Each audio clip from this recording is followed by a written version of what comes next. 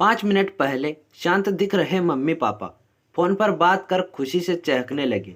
Dining room में नाश्ता कर रहे अपने बहू और बेटे के पास आकर बोले, कल सुधा आ रही हैं, अभी अभी फ़ोन पर बात हुई है, सामधी भी साथ आएंगे।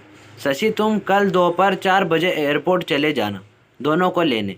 इस सुधा को और कोई काम नहीं है क्या? जब देखो तब आ जाती हैं यहाँ पर। मैं नहीं जा पाऊँगा, मुझे और भी ज़रूरी काम है। क्या वो टैक्सी करके नहीं आ सकती यहाँ तक? शशि गुस्साई आवाज़ में बोल पड़ा। अपने बेटे के मुंह से अपनी बेटी के लिए ऐसे बोल सुन माँ एकदम दंग रह गई। अरे तबीयत तो ठीक है ना तेरी? कैसी पागलों की तरह बात कर रहा है? घर में 2 गाड़ियाँ होते हुए बहन को टैक्सी में आने के लिए कहता है। माँ बोली, रहने दो, मैं खुद जाकर ले आऊँगा अपनी बेटी को।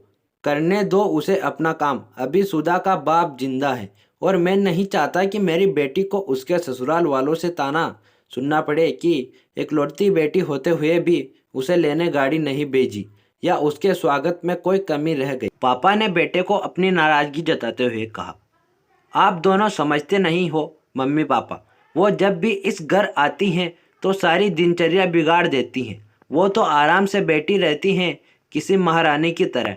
हम सबको उसकी अवगत में लगना पड़ता है।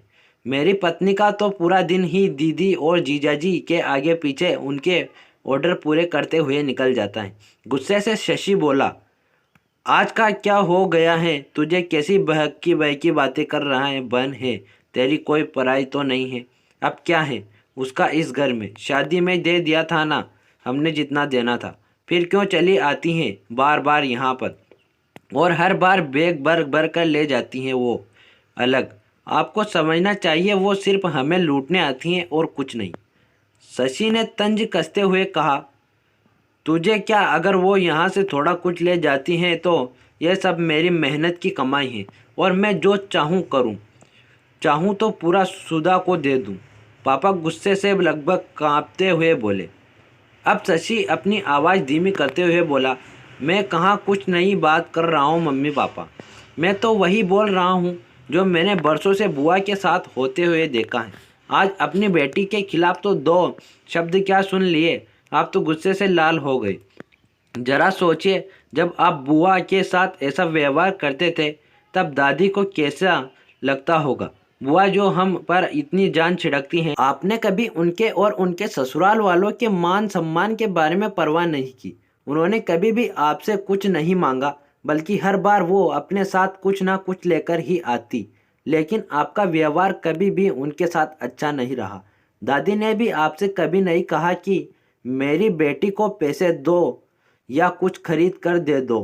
फिर भी दादी को आपके यहाँ इतनी भी परवानगी नहीं थी कि वो अपनी बेटी को कुछ दिनों के लिए अपने पास बुलाकर रहने दे। अपनी बेटी का ऐसा अपमान वो सहन नहीं कर पाई, इसलिए वो गांव में पुराने घर में अकेली रहने चली गई। बुआ भी अपना अपमान सह लेती, पर आपने उनके पति का भी मान नहीं रखा, इसलिए उन्होंने भी हमारे घर आना छोड़ दिया। जिस तरह सुधा इस घर की बेटी है, बुआ भी तो इसी घर की बेटी है। आपने 2 बेटियों में फ़र्क कर अच्छा नहीं किया। और रही मेरी बात, तो मैं अपनी बहन से बहुत प्यार करता हूँ। मैंने कभी अपनी पत्नी को उसके खिलाफ गलत बोलने का हक नहीं दिया और वो बोलेगी भी नहीं। मैं खुद जाकर उसे लेकर आऊँगा, क्योंकि मुझे मेरी बहन पर गर्व है, अपने अच्छे भाई होने पर भी। हो सके तो मेरे इन कटु शब्दों के लिए मुझे माफ़ कर देना। इतना कहकर शशि अपने ऑफिस निकल गया। माँ और पापा का सिर शर्म से झुक गया। थोड़ी देर की शांति के बाद पापा ने हिम्मत कर अपनी बहन को फ़ोन लगाया। बहन के फ़ोन उठाते ही वो फूट फूट कर रो पड़े और बोले, दीदी हमें माफ़ कर दीजिए। हमें इतने साल आपके साथ जो भी दुर्व्यवहार किया उसके लिए हम सच में शर्मिंदा हैं।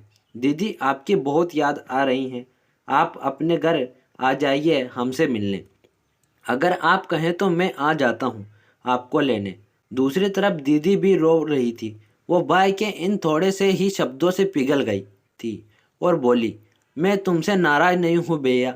मैं जीजाजी को सारी बात बताकर ज़रूर आऊँगी। दोस्तों, बेटी तो बेटी होती हैं, बहन हो, बहू हो या बेटी, तीनों में से कोई फ़र्क नहीं करना चाहिए। इन्हीं से घर की शोभा होती है और इन्हीं से घर खुशियों से भरा हुआ होता है।